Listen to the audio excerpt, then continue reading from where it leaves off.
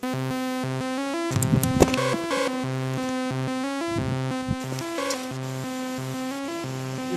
στεναχώρια, διαφορετικό το πλήγωμα. Δεν υπερασπίστηκε κανείς. Στην αρχή νιώθεις εκτεθειμένη από παντού.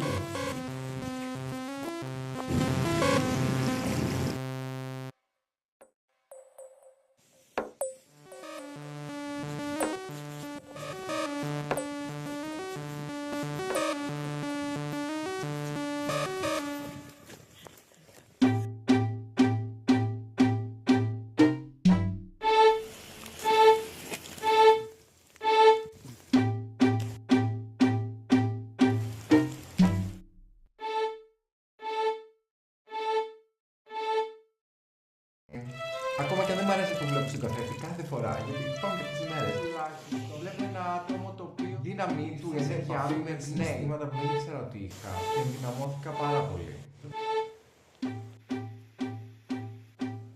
Η όθηση, να μπορώ και η ανάγκη για συσπήρωση και αγώνα είναι τεράστια ή ότι μπορώ να κάνω τα πάντα, μπορώ να κατακτήσω τον κόσμο.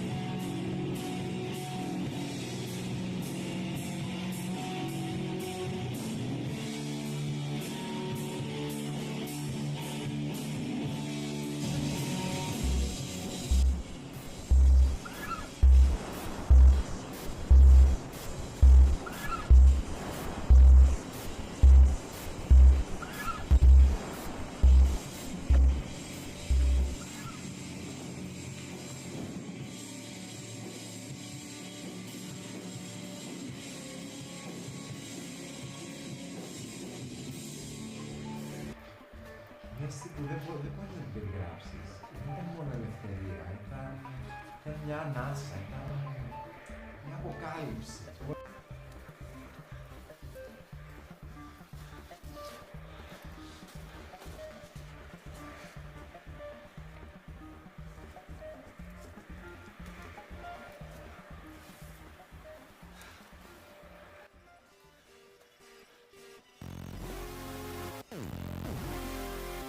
Αυτά που νιώθω ότι είναι ντροπή, είναι ιδέα, και δεν είναι κακό, τα γενικά συναισθήματα δεν είναι κακά να τα νιώσεις, αρκεί να κάτσεις να τα αναλύσεις και να καταλάβεις ότι μπορεί να έχεις εσωτερικευμένες φοβίες, μπορεί να έχεις εσωτερικευμένα πράγματα ή πράγματα που δεν κάνουν.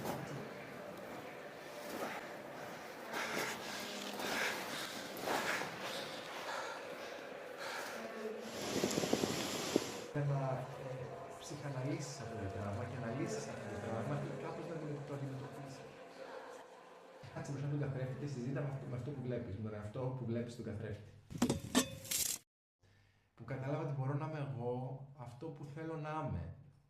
Που η κοινωνία δεν μπορεί να μου επιβάλλει από εδώ και πέρα τουλάχιστον τα δικά της θέλω ή τη δική της πεποίθηση για το ποιος πρέπει εγώ να είμαι, αλλά εγώ ορίζω τη μοίρα μου, ορίζω το ποιος είμαι.